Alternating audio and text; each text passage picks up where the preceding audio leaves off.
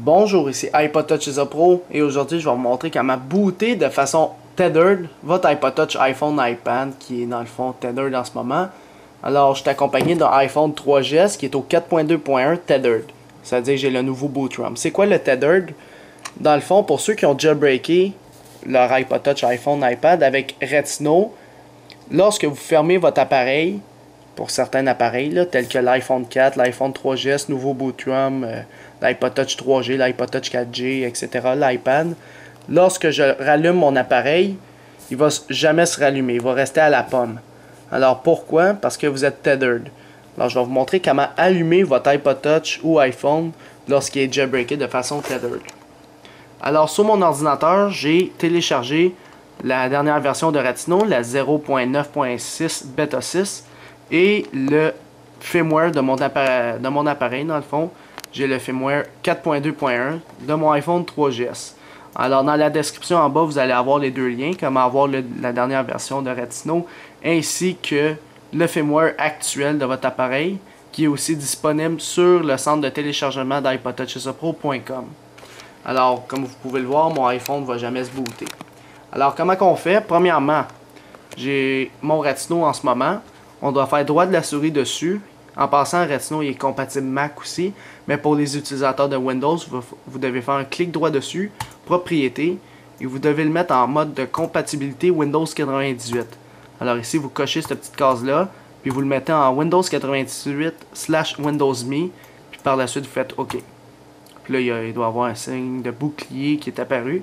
Alors, si je double-clique dessus, Retino s'exécute. Alors ici, je vais vous le montrer actuellement. Alors là, c'est la même chose que lorsque vous l'avez jailbreaké. Mais il faut cocher différentes choses. Alors, premièrement, je dois aller chercher le firmware actuel de mon iPhone.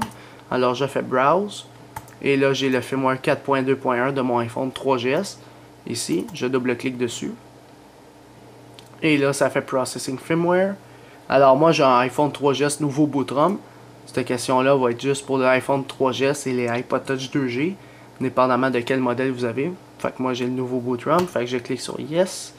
Par la suite, ça va vous dire qu'il est identifié avec succès. Si vous n'avez pas la possibilité de cliquer sur Next, ça veut dire que votre firmware ici, il est corrompu. Alors, vous devez le retélécharger une autre fois sur le lien que je vous ai donné en bas ou tout simplement sur le site iPodTouchIsaPro.com. Alors, par la suite, on fait Next. Une fois que tout est fait. Là, il est en train de travailler. Alors, vous pouvez voir, mon iPhone 3GS, il reste toujours sous la pomme. Il veut vraiment pas booter. Alors ça prouve qu'il est vraiment tethered. Alors là, il est en train de processer le kernel, toute l'équipe. Alors, en attendant que ça travaille, il faut juste que je vous montre. Bon, on va le montrer tout de suite, là. Alors là, quand vous arrivez dans Retino, ça coche automatiquement Install Cydia. Si vous voulez booter votre appareil seulement, vous devez cocher Just Boot Tethered Right Now. Alors, en cochant ça, Cydia va se décocher automatiquement parce que ça veut dire qu'il est déjà installé, Cydia. Le reste, on n'a pas de besoin, pas de désactivation, pas de custom bundle, pas de baseband, etc. On a juste besoin du Just Boot Tethered Right Now. Alors, on coche ça, puis on fait Next. Et là, ça vous dit, préparez-vous à mettre votre iPod Touch ou iPhone ou iPad en mode DFU.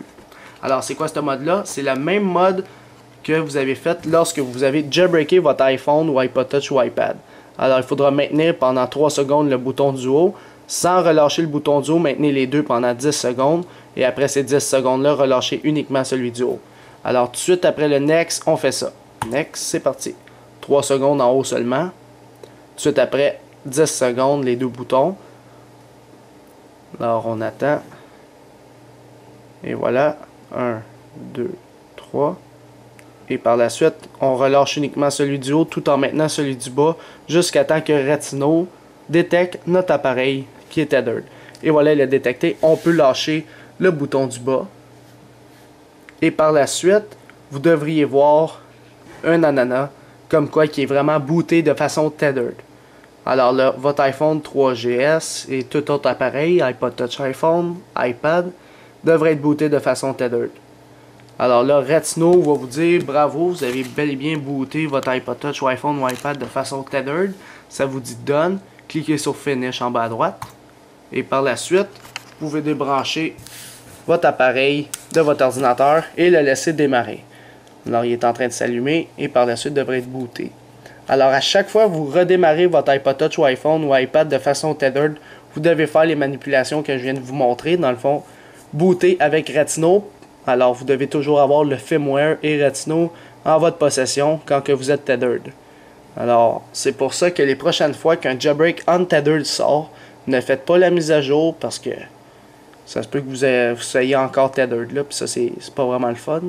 Quand t'es mal pris, là, ton iPhone s'est fermé, puis tu le rallumes, tu peux plus. Quand t'es dans un métro, un autobus, c'est pas vraiment un avantage d'avoir le tethered. Surtout quand t'as des appels importants à faire. Donc là, on le laisse s'allumer, il devrait être bientôt terminé. Alors c'est ça, pour ceux qui avaient surtout le 4.1, le 4.2.1, depuis ce temps-là, Retino, ils ont mis le Just Boot Tethered Right Now, là. Parce qu'avant c'était Black Rain, puis Black Rain tu bootais de façon tethered. Et voilà, mon iPhone 3GS est allumé, et quand j'ouvre Cydia, il s'allume comme du monde. Alors ça veut dire qu'il a bel et bien été booté de façon tethered. Et juste pour vous prouver que j'étais au 4.2.1, ici, 4.2.1.